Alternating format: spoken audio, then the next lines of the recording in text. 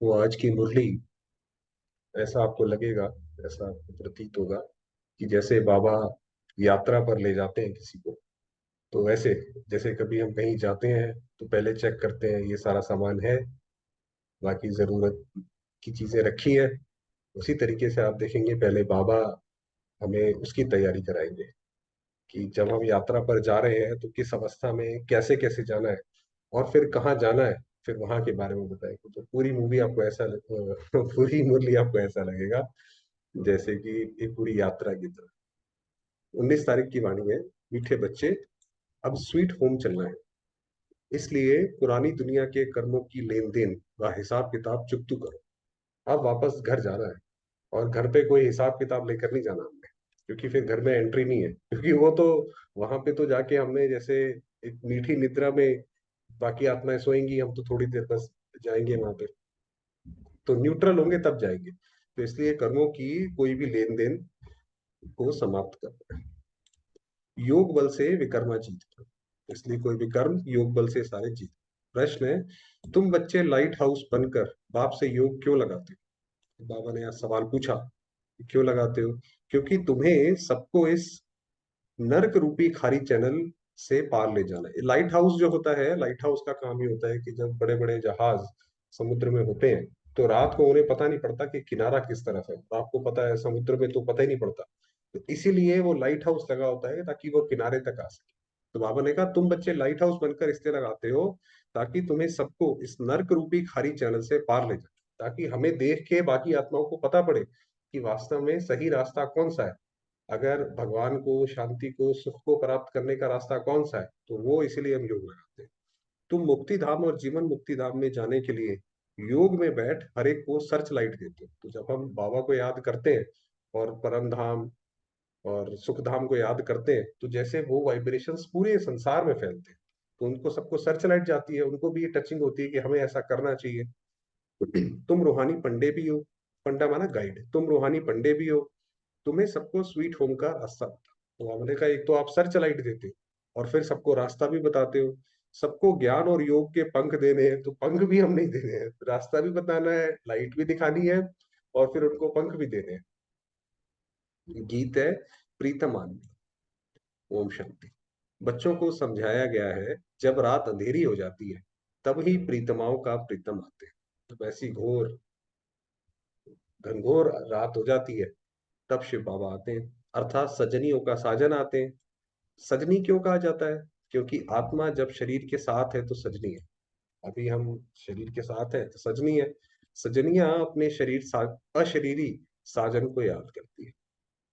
बाप कहते हैं, बच्चे तुम जानते हो परमपिता परमात्मा परम धाम से आकर इस शरीर में प्रवेश कर पढ़ाते हैं, गुह्य बातें सुनाते हैं। बाबा की जो आप बातें जितनी ज्यादा आपको समझ आएंगी, उतना आपको लगेगा कि ये तो बाबा ने बहुत गहरी बात बोली है। तो बाबा ने कहा गहरी बात बताते हैं। बाप ने समझाया है, बच्चे अपने को अशरीरी समझो। पहले तो अपने आप को हमेशा आत्मिक स्वरूप में देखो कि मैं आत्मा हूँ। आप देखेंगे दुनिया में कई लोगों को शीशा, मिरर देखने का बहुत ज्यादा शौक होता है। दिन में घूमेंगे फिर एक बार देख लेंगे, घूमेंगे फिर देख लेंगे, क्योंकि वो अपने आप को शरीर समझते हैं। इसलिए हल्का सा भी कुछ शरीर पे होता है तो वो बहुत चोट पहुंचती है। बाबा ने कहा तुम अपने आप को, अपने मन में जो छवि है अपनी अशरीरी आत्मा की बनाओ। मैं आत्मा हूँ, ये मेरा शरीर है। आत्मा को ये निश्चय हुआ कि अब घोर अंधियारा है, अर्थात दुनिया तमोप्रधान है। अब हमें विश्वास हो गया कि भाई दुनिया में तो इस वक्त हर जगह दुख ही लगा हुआ है। ये दुनिया अविनाश होनी है, इसलिए दुनिया विनाश होगी। बाप आए हैं हमको ले चलने। अशरीरी हो चलने से सन्नाटा हो जाएगा। जब हम ऐसे शरीर छोड़ेंगे तो बिल्कुल उस वक्त आसपास सन्नाटा, शांति हो जाएगी। बड़े बड़े साधु सन्यासी भी जब शरीर छोड़ते थे तो बिल्कुल आसपास सन्नाटा हो जाता। ऐसे नहीं आसपास कोई दुखी है, रो रहे हैं, विलाप कर रहे हैं, वो सब। आत्मा जब अशरीरी बनती है तो घर में सन्नाटा हो जाता है ना। रात को आत्मा है तो शरीर में, परंतु आत्मा थक करके अशरीरी बन जाती है। तो वास्तव में जब हम सोते हैं तो शरीर का भान तो खत्म हो जाता है, पता ही नहीं रहता शरीर कहाँ है। तो वो जैसे अशरीरी अवस्था है। उसी तरीके से जितना ज्यादा हम अशरीरी अवस्था में बैठेंगे तो एक तरीके से वो रेस्ट के मोड में ही रहेगी आप। इसीलिए देवता कभी भी थकते नहीं है। सतयुग में देवता कभी भी ऐसा नहीं होता कि वो रात को सोचे कि आज हमने बहुत काम किया और हम थक गए। अब हम सोते हैं। वहां थकावट नहीं है, क्योंकि जब हम अपने आप को अशरीरी अवस्था में रहते हैं, तो जैसे कि आत्मा है ही हमेशा रिलैक्स, शरीर का भान नहीं रहता, तो इसको नींद कहा जाता है। तुम बच्चे तुम बच्चों को यहाँ बैठे अपने को अशरीरी समझना है, तो शांति का सन्नाटा हो जाए। बिल्कुल जैसे हम योग लगाए, तो अपने घर में भी बिल्कुल शांति छा जाए। समझेंगे जैसे कि यहाँ अशरीरी बैठे हुए हैं। घर से एक आदमी चला जाता है तो कितना सन्नाटा हो जाता है। तो जब इतनी सब आत्माएं चली जाएंगी, सबके शरीर खत्म हो जाएंगे, तो कितना सन्नाटा हो जाएगा, करोड़ों मनुष्य मरेंगे। बाबा ने कहा जैसे देखो, उसके बाद विश्व में शांति आ जाएगी। एक व्यक्ति जाता है घर से, पूरे घर में शांति हो जाती है, हालांकि वो अच्छी नहीं होती है। मगर बाबा ने कहा जब सारी आत्माएं चली जाएंगी, तो अब सोचो कितना सन्नाटा है। ये तो बेहद का घर है ना, सब आत्माएं वापस जाएंगी। तुम जानते हो बाप है ज्ञान का सागर। अगर सर्वव्यापी कहे, तो हर एक ज्ञान सागर पतित पावन हो जाए। तो बाबा ने कहा पहले तो सर्वव्यापी का ज्ञान पक्का करो, भगवान हर जगह नहीं है। ऐसे तो सारे ही ज्ञान सागर पतित पावन हो गए, परंतु ऐसे तो है नहीं। बाप बैठ बच्चों से बात करते हैं कि जैसे मैं परम आत्मा स्टार हूं, तुम भी ऐसे स्टार। सिर्फ मैं जन्म मरण में नहीं। बाबा ने कहा तुम्हारे और मेरे बीच में डिफरेंस ही है। तुमको जन्म मरण में आकर पाठ बजाना है 84 जन्मों का। जैसे तुम आत्मा हो, मैं भी। बाबा जैसे हमारा योग जैसे लगवा रहे हैं, परंतु महिमा सबकी अपनी अपनी है। प्रेसिडेंट, प्राइम मिनिस्टर, सबका अलग अलग पार्ट है। ऐसे मेरा पार्ट भी अलग है, तो हमारी महिमा भी अलग है, बाबा की महिमा भी अलग है। बाकी जो दुनिया की आत्माएं हैं, उनकी भी महिमा अपनी अपनी अपने अपने हिसाब से अलग है। मैं नॉलेजफुल हूँ, अभी बच्चों को नॉलेज देता हूँ। तुम जानते हो कि हम जाते हैं बाबा के घर, परम धाम को। बाबा आया हुआ है लेने लिए। बाबा आ गया है नीचे कि चलो भाई बच्चे, अब ये दुनिया रहने लायक नहीं रही है, चलो अब घर चले। जैसे माँ होती है, बच्चा शाम सवेरे घर से निकला और शाम तक खेलता ही रहता है, तो वो शाम को आती है, फिर कहती है चलो अब घर चले, अब तुम थक भी गए हो, तुम्हें भूख भी लग रही है, गंदे भी हो गए, चलो घर चले। ऐसे ही बाबा आया। बाबा हमारा गाइड, लिबरेटर, दुख से छुड़ाने वाला है। अब आप यहाँ से यात्रा हमारी शुरू होती है, पीछे तो प्रिपरेशन थी, अब हम देखें। तो बाबा हमारा गाइड, लिबरेटर, दुख से छुड़ाने वाला है। तुम हो पांडव सेना। तुम जानते हो हम यात्रा पर हैं। हमारा पंडा स्वयं परम पिता परमात्मा है। जैसे शिव बाबा ब्रह्मा बाबा के तन में आगे आगे हमें चल के रास्ता बता रहे हैं। ब्रह्मा बाबा ने सब चल के दिखाया, बच्चे ये ऐसे करो, ये ऐसे करो। जैसे वो रात को 9:30 वाली क्लास में हम पढ़ते हैं, और हम भी बाबा के साथ साथ साथ साथ चल रहे हैं। तुम भी रास्ता बताते हो और हम भी रास्ता बताते हैं। तो तुम ब्राह्मण रूहानी पंडे ठहरे, वह ब्राह्मण जिस्मानी पंडे हैं। वो तो जिस्म के माना जिस्म के रूप से बताते हैं, और हम रूहों को रास्ता बताते हैं। सभी को कहना है चलेंगे यात्रा पर। बाबा कहते हैं आप सबसे पूछो, और पहले अपने आप से भी पूछो कि हम यात्रा पे चलने को तैयार हैं, या हमें लगता है कि नहीं नहीं, अभी तो यहाँ पर हमने ये भी इकट्ठा करना है, एक महल भी बनाना है, एक ऐसा भी करना है, या ऐसा लगता है। मित्र संबंधी आदि सबको बोलो चलेंगे रूहानी यात्रा पर। जैसे कोई यात्रा पर जाते हैं तो अपने नजदीक बिरादरी वाले को कहते हैं, ऐसे तुमको भी बाप कहते हैं यात्रा पर चलेंगे। हम बाबा की बिरादरी के हैं ना, तो हम भी तो विष्णु की क्या कहते हैं, माला के दाने हैं। तो बाबा कहता है मैं तुमसे पूछता हूँ, तुम यात्रा पर चलेंगे? ये रूहानी यात्रा रूहानी पंडे ही सिखा सकते हैं। स्वीट होम का रास्ता वही जानते हैं। जिस्मानी पंडा रूहानी बन नहीं सकता। तो दुनिया का कोई भी जो व्यक्ति है, वो ये रास्ता नहीं बता सकता। लेकिन रूहानी पंडा फिर जिस्मानी पंडा बन ना सके, तो बाबा भी जैसे हम आते हैं जिस्म में, वैसे नहीं आते हैं। वो तो बस अवतरण लेते हैं। बाप थोड़े ही तुमको कहेंगे कि जिस्मानी यात्रा पर जाओ। पंडित तब बन सकेंगे जब देख कर आए हो। तो वास्तव में रास्ता कोई तब बता सकता है जब वहां से ऑलरेडी आया है। जैसे शिव बाबा परम धाम से आए हैं, तो रास्ता बता सकते हैं। अगर हमें भी नहीं पता, तो हम कैसे उसके पंडे बन जाएंगे? तो ऐसा तो कोई है नहीं जो स्वीट होम देख कर आया हो और वहां ले जाए। इसीलिए जो दूसरी कोई आत्मा है, वो कितनी भी अच्छी हो, कैसी भी हो, वो हमें रास्ता नहीं बता सकती। स्वीट होम को वह जानते ही नहीं। आत्मा के पंख टूटे हुए हैं। जब तक बाप ना आए, तब तक पंख मिल ना सके। आत्मा वैसे तो फ्री है। आत्मा जब शरीर छोड़ती है, बहुत जल्दी जाकर दूसरा शरीर ले लेती है। मगर वापस परम धाम जाना, उसके लिए उसके पास ताकत नहीं, उसके लिए पंख या कर्मों की वो चाहिए। मलहम पट्टी कोई कर ना सके, योग से ही पंख मिलेंगे। अब वो जो पंख है हमें जो चाहिए जाने के लिए, वो योग से मिलेंगे। अंत में जो आत्मा उड़ेगी, इसका योग अच्छा होगा वो आत्मा उड़ जाएगी, इसका योग अच्छा नहीं होगा, माना यहाँ उसके भी कार्मिक अकाउंट रहे होंगे तो वो पूरे करने पड़ेंगे, फिर उड़ेगी। भागना सबको है। कोई योग बल से विक्रमाजीत बनते हैं, कोई फिर सजाए खाकर हिसाब किताब चुकतू करते हैं। वही बताया कि अंत में जब आत्माएं शरीर छोड़ेंगी, आप सोचिए कोई आत्मा जब दुख में शरीर छोड़ती है तो उसकी क्या हालत होती है। तो वो वैसे छोड़ेगी, यदि उसको वो सजा मिल गई तब वो जाएगी, और हम अपनी स्वेच्छा से जाएंगे। चलो भाई आगे आगे भी चलते हैं। दुख का सारा हिसाब किताब चुकतू होता है। ये सब ड्रामा में नूंद है। अपने विकर्मों का साक्षात्कार गर्भ में होता है। तो वास्तव में अभी द्वापर कलयुग में जब भी कोई बच्चा कोई जन्म लेता है, तो पहले उसको गर्भ में अपने कर्मों का साक्षात्कार होता है कि उसने क्या क्या कर्म किए। फिर सजाएं भोग कर बाहर निकलते हैं। इसीलिए द्वापर कलयुग में जब बच्चा पैदा होता है तो वो बाहर रोता हुआ तो सतयुग त्रेता युग में वो जैसे गर्भ महल है, तो वो रोता हुआ बाहर नहीं आएगा, क्योंकि वो तो है ही सुख की दुनिया। अभी तो बेशुमार मनुष्य मरते हैं। सबको अपना हिसाब किताब चुकतू कर, जिसने जो भी किया है, जो भी लेना है देना है, वो हिसाब किताब हर एक को पूरा करना है। पुरानी दुनिया के कर्मों की लेन देन का हिसाब किताब खलास कर अभी तो नई दुनिया के हिसाब किताब जमा कर। ये जो अभी हम अपना पुण्य इकट्ठा कर रहे हैं, ये हमारी नई दुनिया का हिसाब किताब है। अब भाई पुरानी बुक हमने बंद करनी है, तो पुरानी दुनिया के खत्म करो हिसाब किताब। बाप कहते हैं तुम याद में रहो तो वे कर्म विनाश होंगे, फिर सुदर्शन चक्र फिराने से तुम्हारी बहुत मिल्कियत जमा होगी। तो याद में बाबा को रहेंगे तो वे कर्म विनाश होंगे। और ये सुदर्शन चक्र कि मैं आत्मा कैसी थी, कैसे कैसे हमने जन्म लिए, कितने जन्म लिए, उससे फिर आगे की मिल्कियत जमा। योग से हेल्थ और ज्ञान से वेल्थ मिलती है। तो हेल्थ मिलेगी माना शरीर अच्छा रहेगा, मन अच्छा रहेगा, तो हेल्थ हो गई। और ज्ञान से वेल्थ, जैसे बाबा ने कहा, बहुत मिल्कियत जमा होती है। जितना बाप को याद करेंगे उतना निरोगी काया मिलेगी। दुनिया इन बातों को नहीं जानती। वे तो विष्णु को सुदर्शन चक्रधारी समझते हैं। शंख, चक्र, गदा, पद्म आदि उनको देते हैं, विष्णु को देते हैं। अब उनको शंख थोड़ा ही बजाना है भाई, उनको इतने सारे जो अलंकार दिए।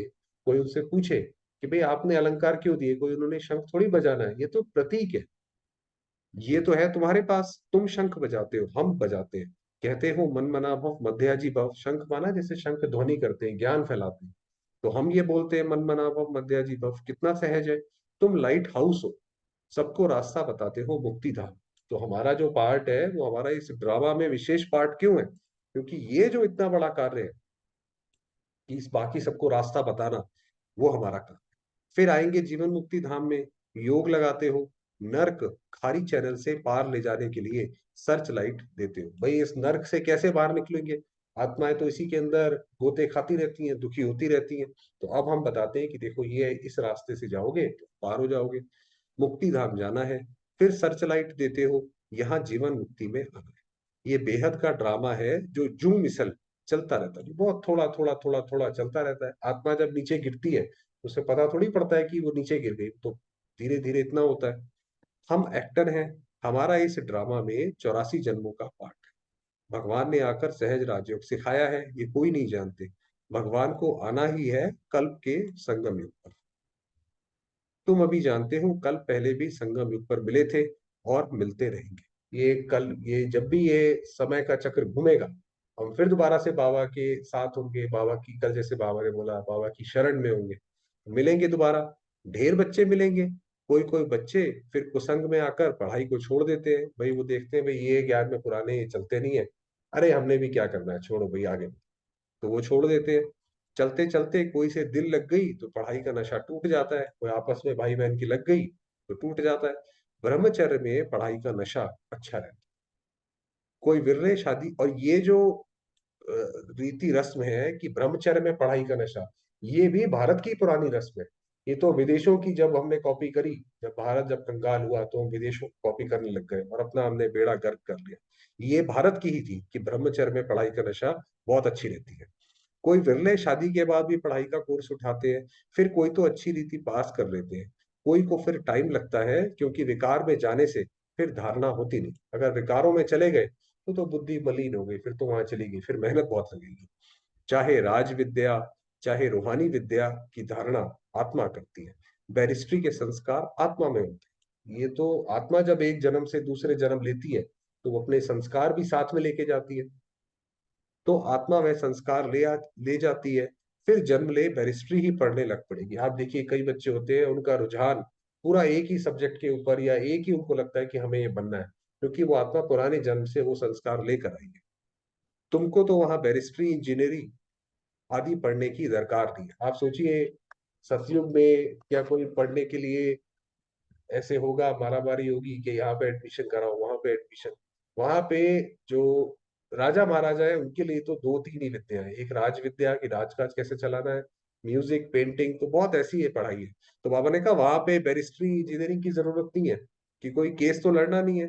ऑटोमेटिकली तुम्हारी बुद्धि सतो प्रधान रहती है। भाई यहाँ पे लॉ की जरूरत क्यों पड़ती है? जब कोई गलत करता है उसको अपना पक्ष रखने के लिए, बचाने के लिए लॉ की जरूरत पड़ती है। तो वहां तो ऐसा है ही नहीं है।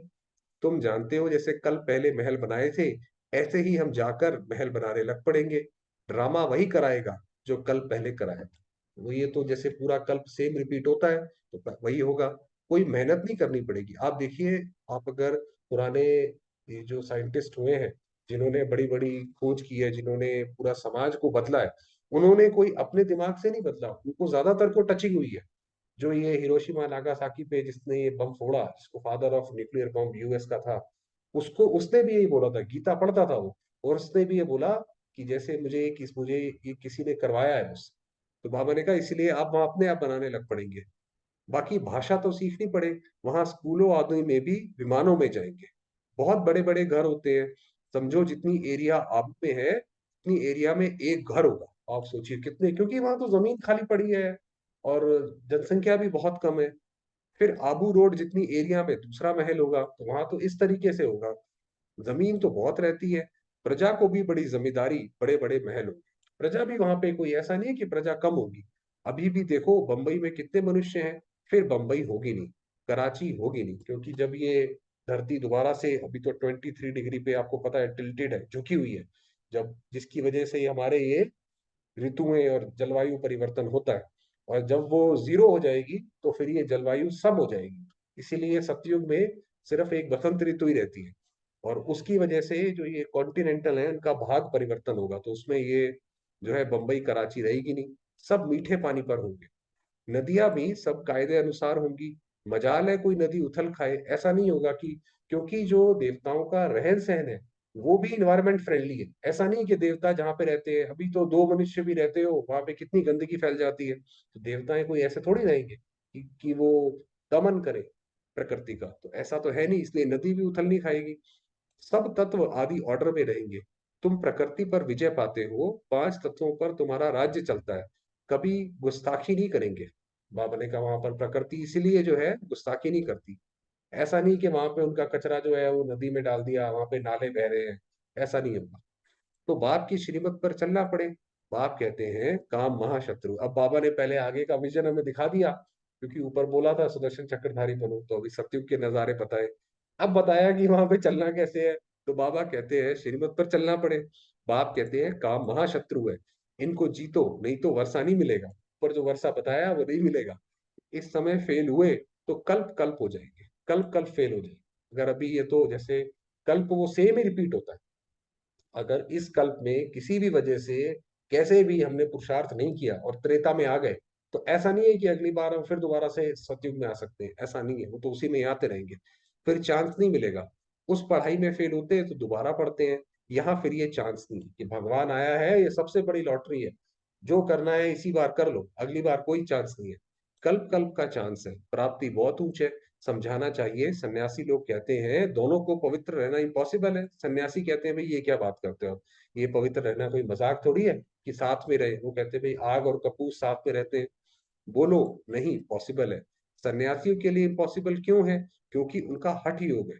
घर बार छोड़कर जाते हैं, क्या है उन्होंने जीता तो है नहीं, वो तो हठ से, जैसे भाई छोड़ ही दिया, चलो भाई सामने ही नहीं दिखाई पड़ेगा तो वो होगा ही नहीं, तो वो तो हठ ही हो गया। फिर भी वही शंकराचार्य आएंगे जब कलयुग की ये दोबारा से ये घूमेगी, तो फिर दोबारा से शंकराचार्य सन्यास धर्म स्थापन करेंगे। भारत पतित होने लगता है तो सन्यासी आकर थमाते हैं। सन्यासी जैसे पवित्रता को थोड़ा बल देते हैं। इसकी सेवा का उनको फल मिलता है, जो गवर्नमेंट के भी गुरु बन जाते हैं। तो वो सेवा करी है, क्योंकि ये ड्रामा में तो है, जो सेवा करी है, जो करा है, उसका फल तो मिलेगा। तुम बच्चों का तो सबसे बड़ा मान है। तुम्हारी जो आमदनी होती है वे कोई की हो ना सके। बाबा ने बताया प्रजा के भी कितने बड़े महल होंगे, तुम्हारे जितनी किसी की आमदनी नहीं है। जो गरीब हैं, एक पैसा देते हैं, उन्हें भी महल मिल जाते हैं। प्रत्यक्ष फल का साक्षात्कार दिव्य दृष्टि से होता है। पहले बहुत साक्षात्कार होता था, और बाबा ने कहा बाबा के यहाँ पे किसी ने अगर एक पैसा भी दिया है, क्योंकि बाबा तो वैसे भी लेता भी गरीबों की है, तो बाबा ने कहा उसको महल मिल जाएगा। दिव्य दृष्टि दाता आकर तुमको पढ़ाते हैं, नहीं तो एम ऑब्जेक्ट का मालूम कैसे पड़े? जब तक बाबा आकर हमें ना समझाइए पूरा, तब तक कैसे पता पड़े? इसलिए माताओं को साक्षात्कार कराता हूँ। अगर बाबा सिर्फ आकर ज्ञान ही दे, किसी ने देखा ही नहीं, तो भी चलना बहुत मुश्किल हो जाएगा। अब कुछ ने साक्षात्कार किया, कुछ खुद बन गए, तो हमें लगता है कि हाँ, ये तो बन सकते हैं।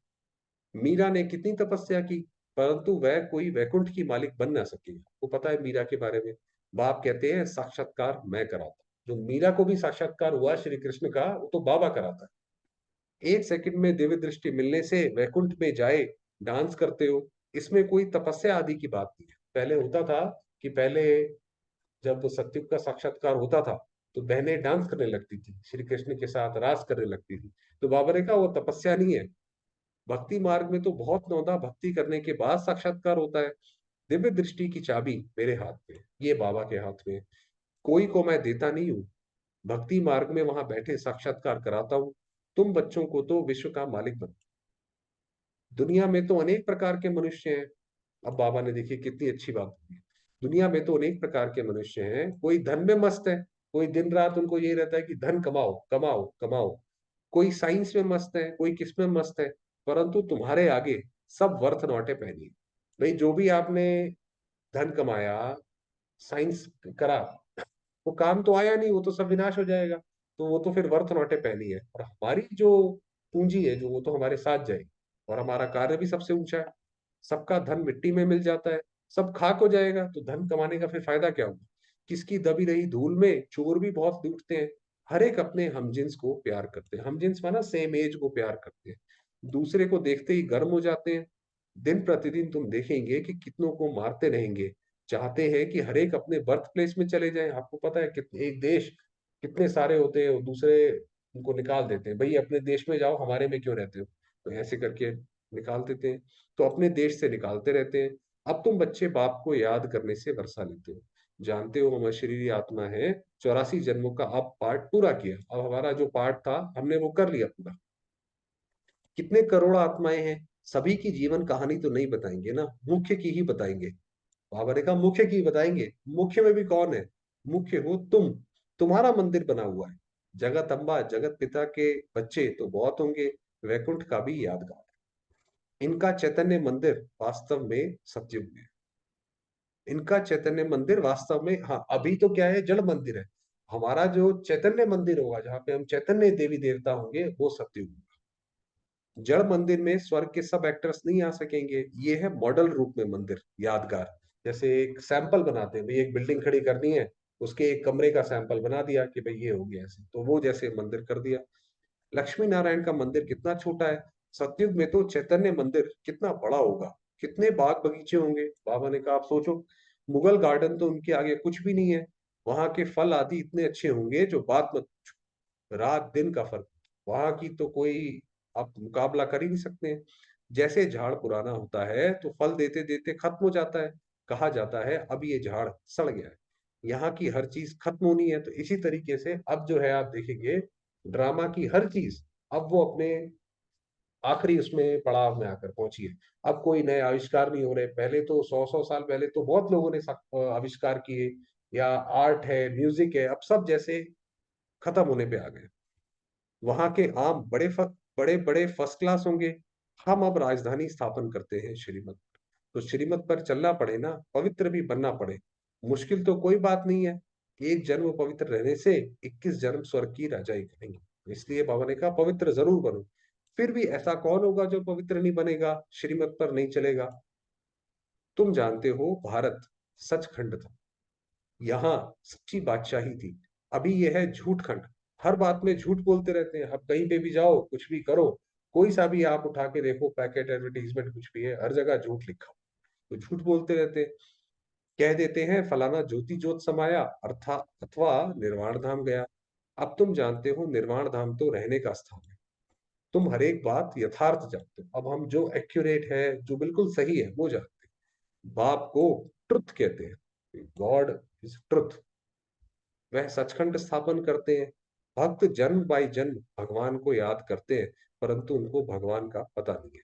वह प्रीतम अब तुम बच्चों को राज्य भाग्य देकर खुद छिप जाते हैं। तो बाबा ने कहा जब बाबा हमें दे देगा, जैसे आप देखिए माँ बाप ने बच्चों को अपना दे दिया सब कुछ, उसके बाद माँ बाप कहते हैं भाई अब हम तीरथ जा। उसी तरीके से बाबा ने भी सब दे दिया, फिर बाबा छिप जाएगा। तब कहते हैं तुम्हारी गतमत तुम ही जानो। इसीलिए फिर दुनिया में भी लोग भगवान के लिए कहते हैं, तो जरूर कोई भी नहीं जानते हैं। हे प्रभु, तुम्हारी गतमत तुम ही जानो और ना जाने कोई। श्रीमत से क्या होगा, गति सदगति वह तुम ही जानो। कोई दुनिया में आप किसी से पूछो कि आप भगवान को क्यों याद करते, तो उनके पास कोई जवाब होगा नहीं। तो बाबा ने कहा ये हम ही जानते हैं कि भगवान क्या देता है, गति किसको बोलते हैं, सदगति किसको बोलते हैं। अब तुम बच्चों को बाप श्रीमत देते हैं, अपने को आत्मा समझ मुझे याद करो। टीचर ये प्रतिज्ञा कराएंगे क्या, मैं तुमको बैरिस्ट्री की गद्दी पर बिठाऊंगा। वह तो खुद पढ़कर बैरिस्ट्री की गद्दी पर बैठेंगे। बाप भी कहते हैं जितना याद करेंगे, तो ये प्रतिज्ञा बाप, क्योंकि बाप टीचर सतगुरु है तो तीनों, तो ये प्रतिज्ञा बाप कराते हैं। तो बाप भी कहते हैं जितना याद करेंगे तो योग से सब पापों से मुक्त होंगे। वरना आप सोचिए बाबा अगर मुक्ति दे तो कैसे देगा, क्योंकि हमने किसी के साथ गलत करा है। और जब हमारी वो हिसाब किताब चुकतू करने की बारी आई तो हम शिव बाबा के पास आके बैठ गए। तो इसीलिए शिव बाबा ज्ञान देता है कि बच्चे अपने विकर्मों को ऐसे काटो। याद करने से तुम्हारी आत्मा मेरे पास आ रही है, क्योंकि यात्रा की बात करी थी ना मुरली के शुरुआत में। तो जैसे जैसे आप बाबा को याद करते जा रहे हैं, तो बाबा की तरफ हमारे कदम बढ़ते जा रहे हैं। अपने पास चार्ट रखना है। कोई का चार्ट आधे घंटे का होगा, कोई का 1.25 घंटे का होगा, कोई का तो 5 मिनट भी नहीं है बाबा को याद करने का चार्ट। कोई का तो बहुत अच्छा चार्ट है, ये भी तुमको साक्षात्कार होगा। स्कूल में टीचर अथवा स्टूडेंट खुद भी समझते हैं कितने नंबर में आएंगे। स्कूल में स्टूडेंट को पता होता है और टीचर को भी पता होता है कि ये कितने कितना ये पास होंगे। यहाँ तो नंबर वार बिठा नहीं सकते। नंबर वार ऐसे बिठा दें कि भाई आप बहुत अच्छा चलते हो, आप सबसे आगे बैठो, बाकी पीछे बैठो। तो बाबा ने कहा तो फंक हो जाएंगे, फंक हो जाएंगे माना नाराज हो जाएंगे। इसलिए अभी माला नहीं बन सकती। माया अच्छे अच्छे को भी नीचे ऊपर कर देती है। श्रीमत पर नहीं चलेंगे तो माया घूसा मार देगी। भाई अगर कोई भी अपनी हमने होशियारी करी उसके अंदर, तो माया घूसा मार देगी। इसमें है मेहनत। हम अब जाते हैं परम धाम। 84 जन्म पूरे हुए, बाबा आए हैं लेने लिए। तो बाप को याद करना है, औरों को भी मंत्र देना है। मंत्र कोई जपना नहीं है शिव शिव शिव शिव ऐसे नहीं करना है। गुरु लोग तो किस्म किस्म के मंत्र देते हैं। बाप कहते हैं प्रीतम को याद कर। कितना जमीन आसमान का बताया। दुनिया में लोग बस एक मंत्र पे ज्यादा से ज्यादा वो करवाते हैं, राम राम 1008 बार या जो भी बुलवाते हैं। बाबा कहते हैं यहाँ पे प्रीतम को याद कर। ये है हमारा योग। प्रीतम आया है प्रीतमाओं के पास। सारी दुनिया की आत्माएं प्रीतम आए हैं जो उनको याद करते हैं। अच्छा। मीठे मीठे सिक्के दे बच्चों प्रति माता पिता बाप दादा का याद प्यार और गुड मॉर्निंग। रूहानी बाप की रूहानी बच्चों को नमस्ते। हम रूहानी बच्चों की रूहानी बाबा को याद करें। नमस्ते। धारणा के लिए मुख्य सार है, कुसंग में आकर कभी भी पढ़ाई नहीं छोड़नी है। किसी भी देहधारी से दिल नहीं लगता भाई, कि ऐसा नहीं हो किसी की अच्छाई पे ही हम इम्प्रेस हो जाए, या किसी की बुराई से इतना ज्यादा हमें हेट हो जाए कि भाई दिन रात हमें बुद्धि में चलता रहे तो हमारा योग तो उसके साथ लग गया। ऐसा नहीं। पापों से मुक्त होने की विधि याद है। जो भी हमारे पुराने पाप है उनसे याद से ही हो सकते हैं। इसलिए याद का चार्ट जरूर रखना है। याद में रहने की अपने आप से प्रतिज्ञा करनी है। वरदान दिया, मेरे को तेरे में परिवर्तन कर। मेरा कुछ नहीं है, ये तो सब शिव बाबा का। सदा हल्का रहने वाले डबल लाइट फरिश्ता भव। चलते फिरते सदा यही स्मृति में रहे कि हम हैं ही फरिश्ते। अपने आप को हम देखें, यही देखें कि मैं हूं ही फरिश्ता, मेरा लाइट का शरीर है। फरिश्तों का स्वरूप क्या, बोल क्या, कर्म क्या, वह सदा स्मृति में रहे। क्योंकि जब हम फरिश्ता बन गए तो फरिश्ता कैसे बोलेगा, क्या सोचेगा, क्या करेगा। क्योंकि जब बाप के बन गए, सब कुछ मेरा सो तेरा कर दिया, तो हल्के बन गए, तो माना फरिश्ते बन गए। हम बाबा के बने, बाबा ने हमें अडॉप्ट किया, बस अब हम बाबा के जो हैं जैसे हैं बाबा। बाबा ने बोला बच्चे अब तुम फरिश्ते हो। इस लक्ष्य को सदा संपन्न करने के लिए एक ही शब्द याद रहे, सब बाप का है, मेरा कुछ नहीं। ये शरीर भी मेरा नहीं, सब कुछ बाबा का है। जहां मेरा आए वहां तेरा कह दो, फिर कोई बोझ फील नहीं होगा, सदा उड़ती कला में होते रहे। ये सब बाबा बाबा बाबा करते रहे। स्लोगन दिया, बाप के ऊपर बलिहार जाने का हार पहन लो। कि भाई वो सेरेमनी करते हैं ना, उसमें हार पहनाते हैं कि भाई ये समर्पण समारोह हुए, इनको ये हार, तो वो हार पहन लो, तो माया से हार नहीं होगी। देखिए बाबा कितना रिदम से कराते, तो फिर अगर बाबा के साथ हम पर हो गए बलिहार, फिर उसको कोई नहीं हरा सकता। ऐसे है। चलिए थोड़ी देर बाबा को याद करते हैं।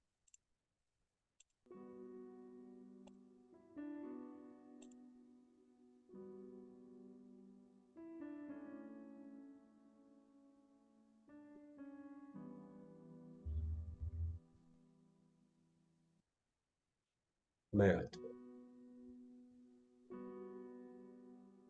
ज्योतिर्लिंग।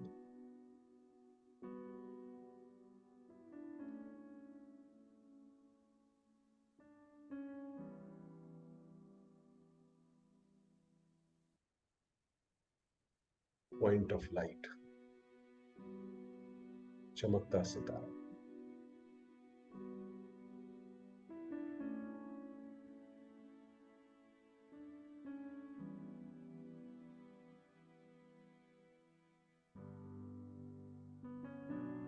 ये स्थूल शरीर जैसे कि लोप हो गया,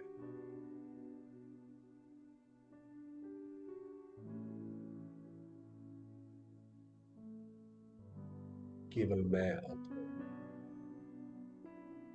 और मेरा लाइट का शरीर।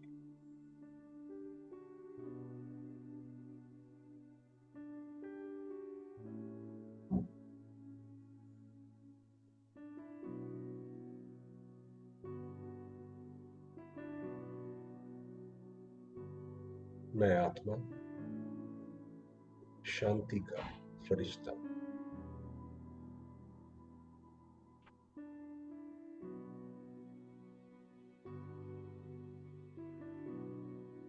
शांति का लाइट हाउस।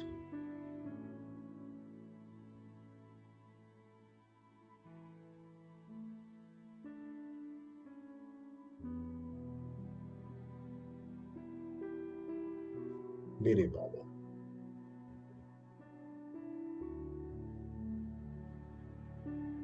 स्वयं साक्षात शिव।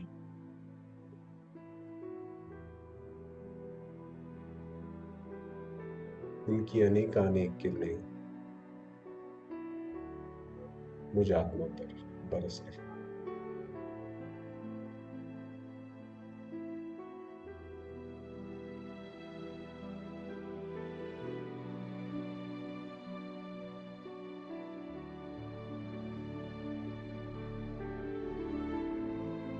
मेरे चारों ओर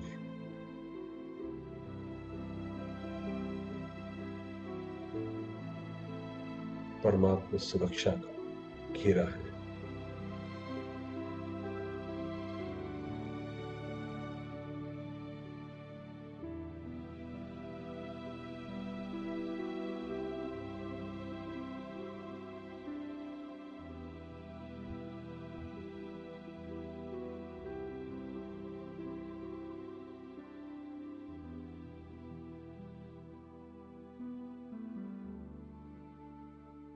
मैं फरिश्ता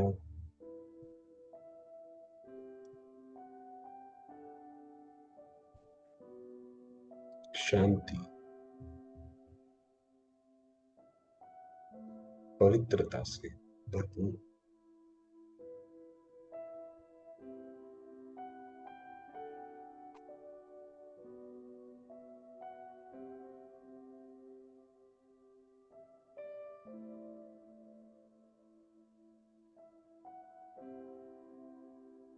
मास्टर ब्रह्मा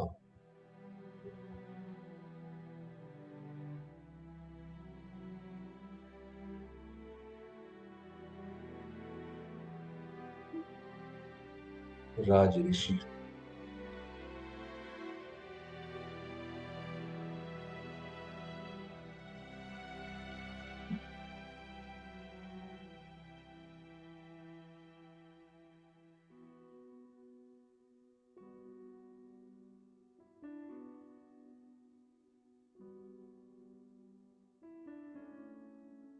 सुख शांति की किरणें सारी सृष्टि में फैला रहे।